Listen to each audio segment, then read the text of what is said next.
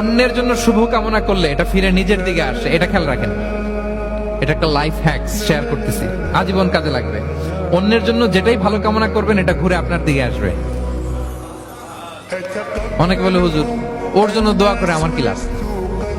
নিজের জন্য আল্লাহ আমারে মাফ করে দাও, আল্লাহ আমারে সমৃদ্ধি দাও, আল্লাহ আমার বেতন বাড়াও, আল্লাহ আমার ব্যবসায় বরকত দাও, আল্লাহ আমার ছেলেরা হাফেজ বানাও, আল্লাহ আমার বউ, আল্লাহ আমার মেয়ে, আল্লাহ আমার আমার আমার সব আমার ভালো আপনি চাচ্ছেন নিজের জন্য, অন্যদের জন্যও চান। আল্লাহ আমার সব ভাইদেরকে মাফ করো, আল্লাহ আল্লাহ আমার গোটা মুসলিম উম্মাকে তুমি বরকত দাও, কল্যাণ দাও, নেতৃত্বে আসার তৌফিক দাও, আল্লাহ সবাইকে সুস্বাস্থ্য দাও। এটা ফিরে আপনার দিকে আসবে। অন্যের জন্য শুভকামনা বহুগুণ বৃদ্ধি হয়ে নিজের দিকে রিটার্ন করে। বিষ্ণু সাল্লাল্লাহু আলাইহি ওয়াসাল্লাম এটাই বলেছেন, মা মিন আবদিন মুসলিমিন ইয়াদউ লিআখিহি বিযাহরিল গায়বি ইল্লা